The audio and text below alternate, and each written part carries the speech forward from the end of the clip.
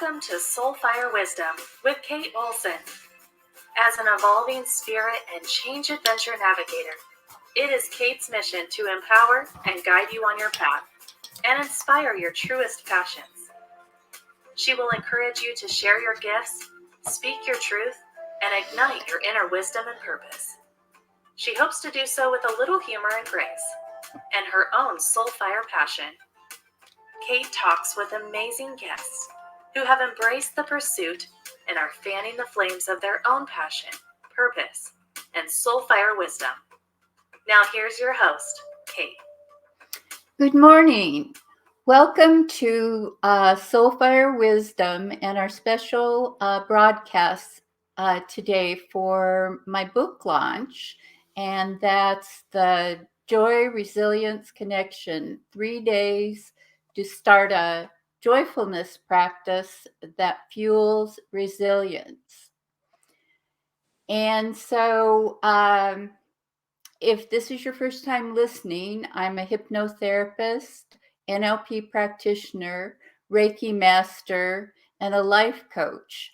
But I like to call myself a change adventure navigator because I love guiding people through obstacles and adversity to find their path, purpose, and peace. So, for this very first introductory session of the book launch, I am going to have a guest host actually interview me and ask me some questions about how the book launch event works and about my book. So my guest host today is Anne Hunter Logue, and Anne is a healer and spiritual intuitive. She actually got interested in the healing arts about 17 years ago after her brother passed away. And in that time, she has studied various different modalities, Reiki, quantum touch, hypnosis, neurolinguistic programming, and a number of other modalities which she uses in her practice. She is also an author, and she has written two wonderful children's books. One of them, The Story of the Sun, and the other, I Once Had a Tiger. And she is about to release her next book, which is aimed at an adult audience. And that book is Letters Out of Time. And so I met Anne, I think it was in 2016 at the Symposium for Personal Development, where we were both speaking, held at the Harvard Faculty Club. And so I am really honored to have her here today as guest host, and I'd like to introduce her right now. Hi, Anne. Hi, Kate. Thank you so much for inviting me into this conversation with you, talking about the things that we both love so much. Yes, definitely.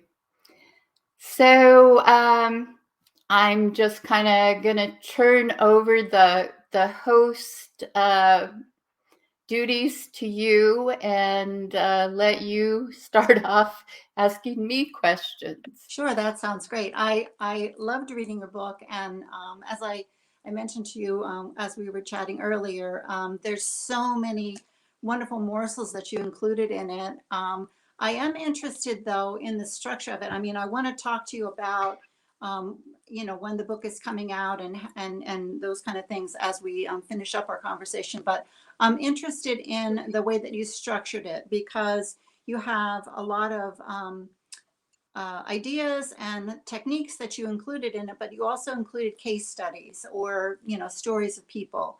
Why did you decide to have it in that format? What was salient about that for you? Okay, well, at first I was just going to tell, my resilient stories and maybe a few others from people that I knew. And then I, thought about all the different people that I'd interviewed on my radio show. And, they all had a resilient story. And the resilient stories came from so many different points of view. And they, they expressed all the different traits that are part of resilience. And so I thought it would be, I guess, both more interesting and give a better view of what resilience is if I had, more people telling their stories. And when I selected the 10 people that I did, it was because I had seen something in their stories, the stories that I'd heard anyway, that I thought represented joyful resilience. But to my surprise, I didn't tell the people what to write. And about half of them told a different resilience story than I was expecting.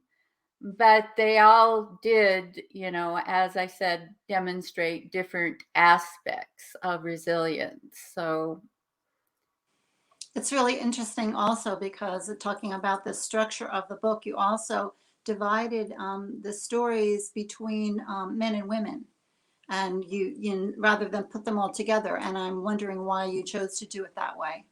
I just felt that not always, and some of the men actually proved me wrong, but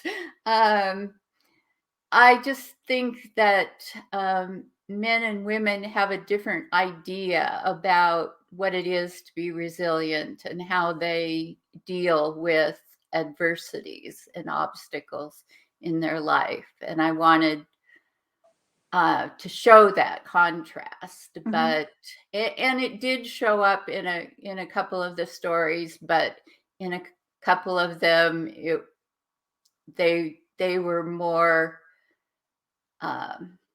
what would I men that use both their masculine and feminine side, so they showed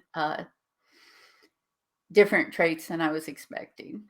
So before we get too far into this conversation, why don't you give us an idea of what you define joyful resilience as being? What is that to you? Well, joyful resilience is a break from the old paradigm that we were taught or over time came to see resilience as.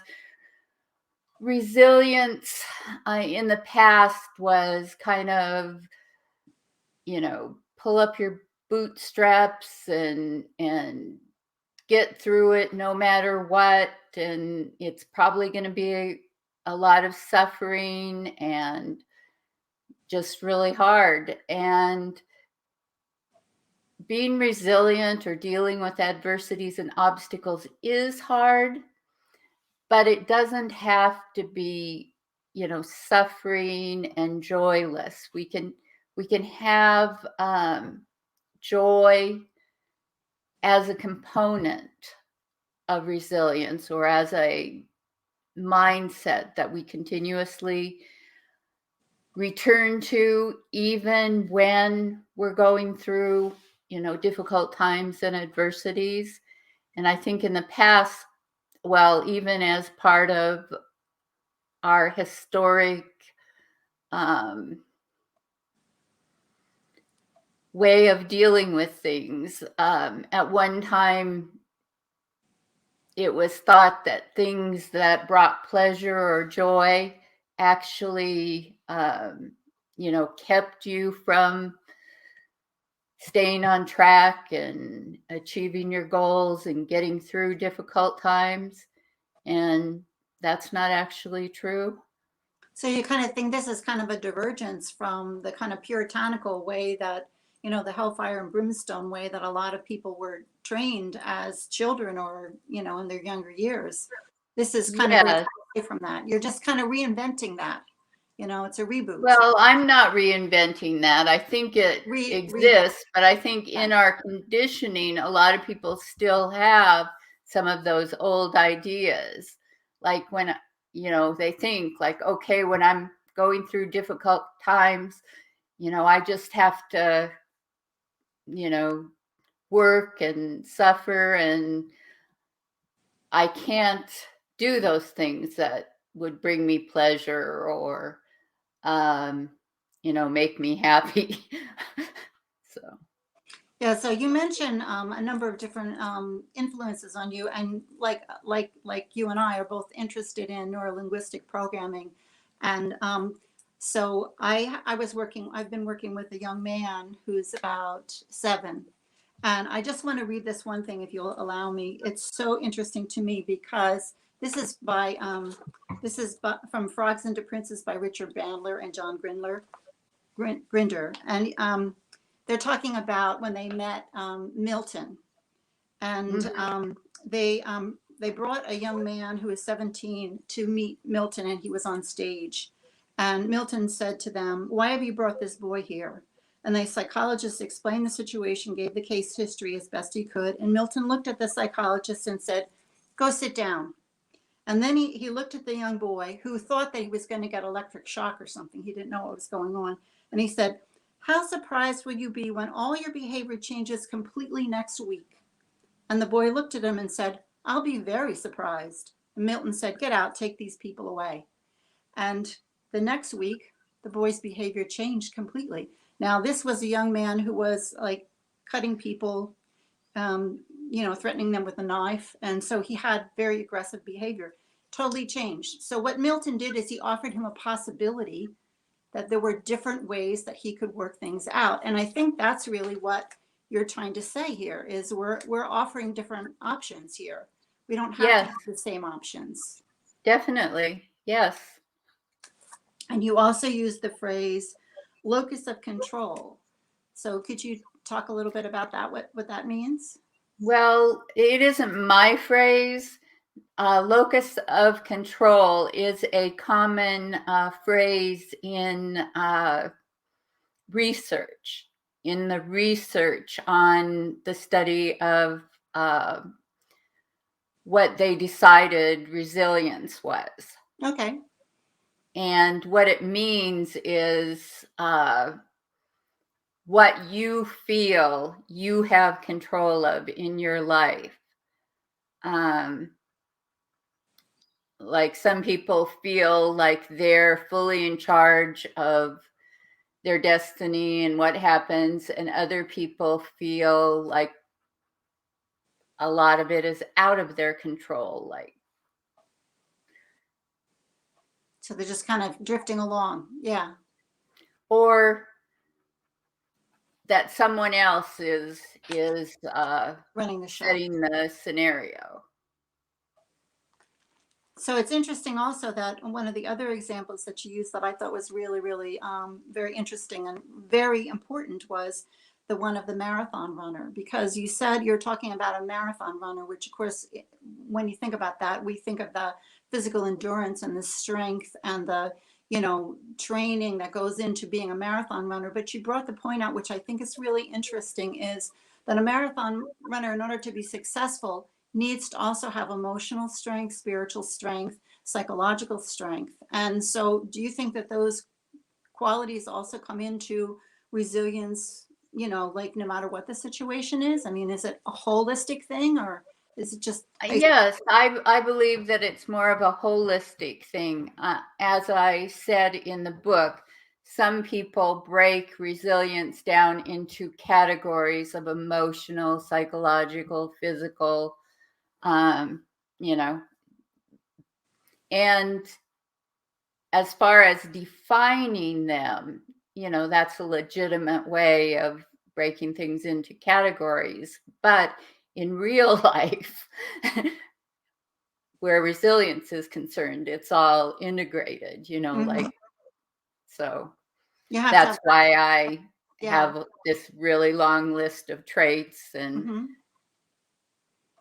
Yeah, but I mean, obviously, all of those components work together in order to make you, like resilient in whatever situation you're in. The other example that you used, which I thought was also really, really good, was the one about your car.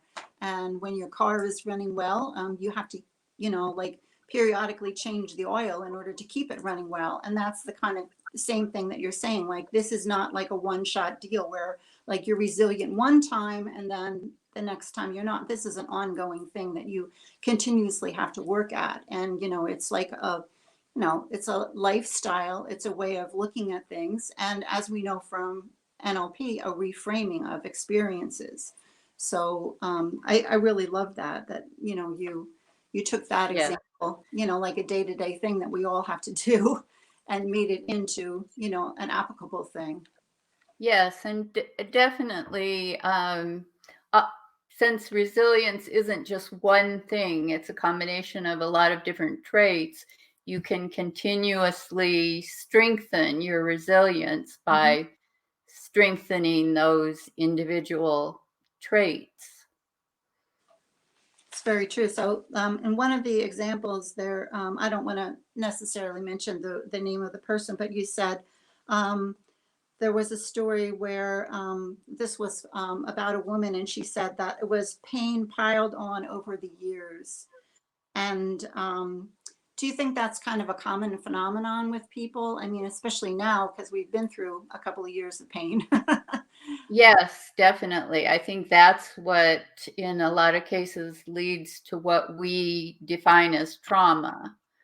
And, you, for a lot of different reasons, you just have these things happen and you don't really deal with them. And then they build up.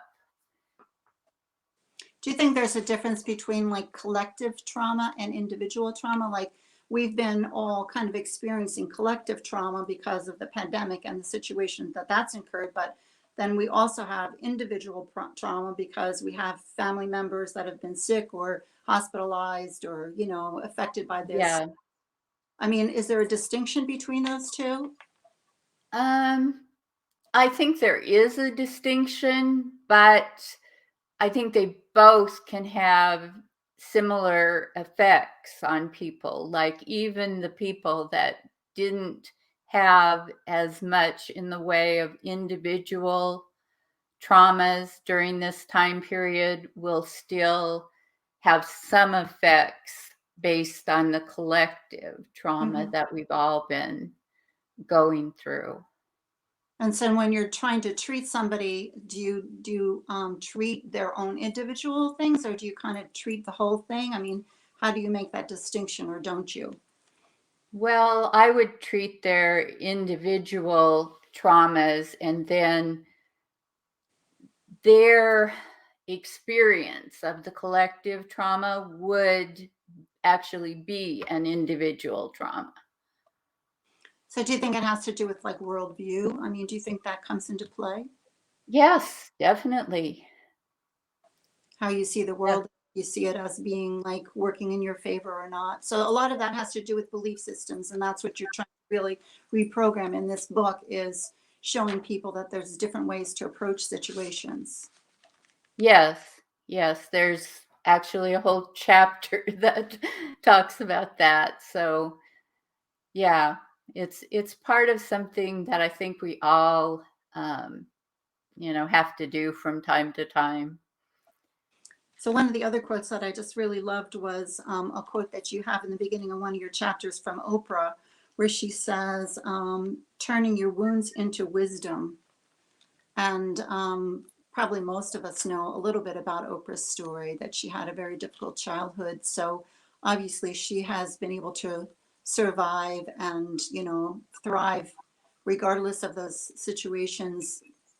What does that have to do with joyful resilience? Is that, how do you look Yes, at that? yes, actually it does. As you know, although, someone like Oprah's story is very traumatic, Oprah doesn't live in that trauma. She has, a very joyful, abundant life that she has created.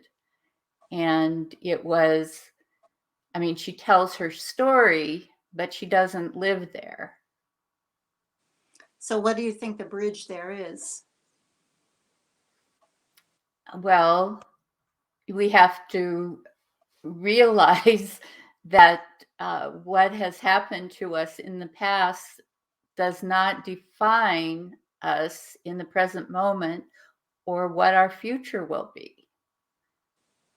Do you think some of that has to do with forgiveness? I think that must be, you mentioned that. Forgiveness, gratitude, Mhm. all of those things play into it. Mhm. Yes.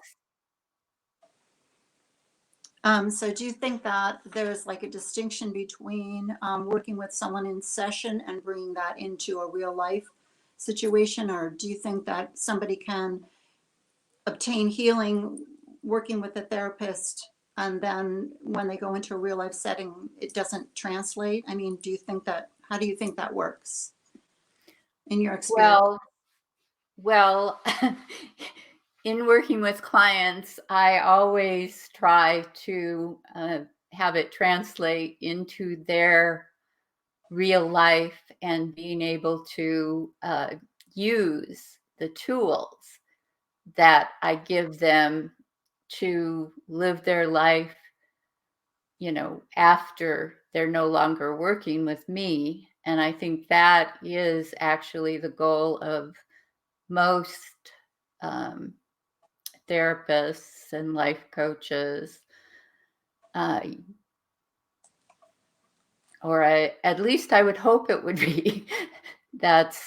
Um, that is definitely the coaching approach. Is you want to give the person tools to be able to deal with life when they're no longer working with you. Mm-hmm. Again, referring back to Richard Bandler and Frogs into Princes, he talks about changing a person's personal history. So if there's been a trauma, and a couple of the stories that you mentioned in your book, there were two that were really, really stood out to me. I think the way that they were portrayed, and you kind of referred back to that as the man's way of referring to whatever happened. They were really heart-wrenching to me. So if you have a situation like that with that kind of trauma, do you think it's possible through hypnosis and NLP to kind of change that story so that your memory of it is softened a little bit? That's what Richard Bandler talks about in his book. Yes, definitely. That is really, some of the main purpose that hypnosis and NLP have as tools for working with clients. So yes, definitely. Is that like, I know in my experience, hypnosis and NLP are two of my very favorite ways of working with people. I also do energy work, which you do as well with the Reiki. Mm-hmm. But what do you rely on most in your practice? I think I rely on NLP most strongly, but the energy work can be an important component of it too, because we all, we're energetic beings and we're always interacting on that level. So I know I've worked with, there's a gentleman that I worked with and he told me he didn't want to talk. So it had to be all energy and it's very effective. I've had past life regressions just doing energy work. So, there's a lot of ways to approach it. And I think giving people the opportunity to do what they're comfortable with to bring about whatever change they need to accomplish is really the best approach because it's not one size fits all, as we know. Yes, and sometimes the client doesn't even really know it until they come to see you. Yeah. Because I've had somebody come for hypnosis and then decide that they really didn't like hypnosis. They just wanted to talk. Uh-huh. And so that's what we do. Yep. Yep. Yeah. You just have to tailor it to the person. That's for sure. That's really true. Yeah. Let's see. When you're working with people, how does intuition play a part in what you do? Oh, I think it's a very important part. I mean, intuition, it's hard to learn this, but intuition really doesn't lie. So um, I, it, it's hard to learn to always follow your intuition because there's this little voice that says other things. But I've learned over time that intuition tells the truth. It's so interesting. I was reading, I'm sure that you've seen different comments because of Sidney Poitier's death. And Yes, I just wanted to definitely. read this. This is so beautiful. I'm sure that this is kind of along the lines of what you are trying to advocate in your book. He says, if you do, I've learned that I must find positive outlets for anger or it will destroy me. There is a certain anger. It reaches such intensity that to express it fully would require homicidal rage, self-destructive, destroy the world rage, and its flame burns because the world is so unjust. I have to try to find a way to channel that rage to the position and the highest possibilities, and the highest positive is forgiveness.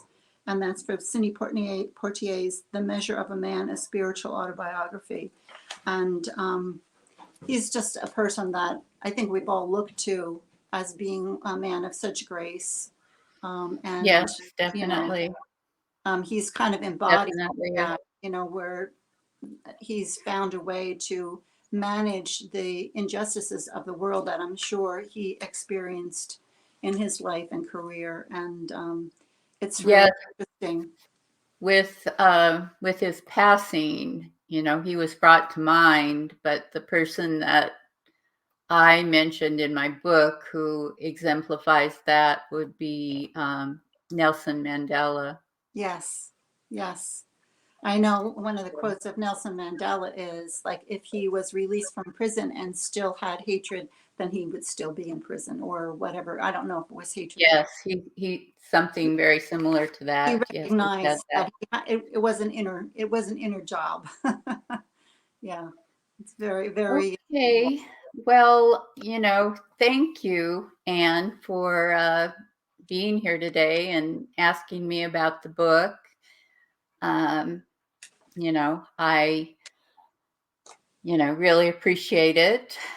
And I'm looking forward to your book coming out. Oh, thank you. Yeah, it's live. It's just I haven't received the galley of it yet, but we're getting there. I just wanted to ask you before we finish up, though, because you do have this launch coming up, and so how is that going to work? How are you bringing your book out to Well, the? this is actually the first episode of that launch. Okay. And the launch is, as I said, the joy, resilience, connection. And it's meant to really bring out how joy and resilience are connected, which is part of my book. And then it focuses on the tools and practices that help you be more joyful and therefore more resilient. So each day during the launch, I'll have one broadcast that will be about tools, one broadcast that will be a resilience story, and then one broadcast which will be about practices. And so today at 1:00 Pacific time, I'll be interviewing Angie Lothan. And Angie is, she's a life coach and she's an intuitive artist. So we will be talking about art and journaling as practices that can help you be more joyful and more resilient. So be sure to tune in for that broadcast. So another part of the book launch event that is with each broadcast, there's an associated gift that's given away. For this broadcast, you can get an ebook, Cut Stress for Better Health. And so for each broadcast, so that's 9 gifts that you can get. And then there's 5 bonus gifts. And the 9 gifts with each broadcast, everybody can get those just by signing up. And then the 5 bonus gifts, they just go to one person who is drawn from everyone who listens, and that will be on January 18th, so that people that don't listen to the broadcast live can also, have a chance to get a gift. And to get the gifts, you will go to the radio website. That's soulfireradio.com/gifts, and just sign up there with your name and email. And then, you're eligible for the gifts, and you'll receive a link to just go to the gifts page and download those gifts. Or if you're the winner of one of the drawn gifts, you'll be notified by email. So That's fabulous. I know, like, your book also comes with a journal. So yes, it does. The Yeah. journal is called Simple Soul Thoughts, Collecting Moments of Joy. And the journal is actually a tool that's meant to be used with the book, but it could also be used, by somebody who didn't read the book. So those are available separately, or they're part of a package? They're available separately, but Okay. they're, as I said, they're meant to be used together.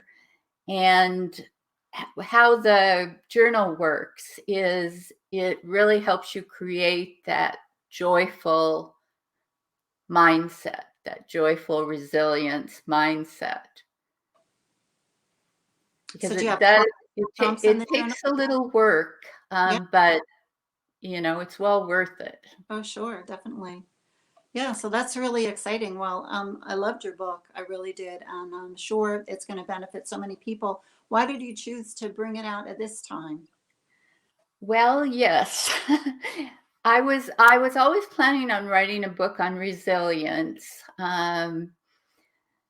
But it wasn't supposed to be my first book. I had a couple of other ideas in mind and thought that I would write them first. But then when, the pandemic and COVID-19 hit in 2020, I thought, well, maybe I should write this book now. And then when I sold my house and moved to Arizona, I was just like seeing all these signs of resilience in nature around me. And it was just like a huge billboard saying, write the book now. So, When you get that message, you got to listen to it. That's for sure. That's intuition, right? Yeah. yes, That's definitely. wonderful. Well, it's certainly timely. As we said, there's so much collective catharsis and trauma that people are going through, and this is just a wonderful guide to help people, kind of manage that and handle it, navigate their way through it. And thank you so much for bringing it, out at this time. I think it's going to be well received and very valuable resource for us. So thank you. So thank you. again for being here, and Pleasure. I'm looking forward to reading your book. Well, thank you. It should be coming out soon. Letters Out of Time. Thanks. And you can, if you want to look up Anne's other books, you can find her at AnneHunterLogueBooks.com. Thank Correct? you. Yes. Thank you, Kate. Mhm. Okay, so I'm just going to say bye for now and join us at 1 p.m. Pacific time today. Take care now. Bye-bye. Bye. Thank you for listening to Soulfire Wisdom with Kate Olson. We hope you enjoyed the show. If we made you laugh, brightened your day, or sparked a new thought, we have succeeded in our mission. Join us next time when we'll share more secrets and truths and all the magic of transformation that is the journey to Soulfire Wisdom. Always remember, be fierce in the pursuit of what sets your soul on fire.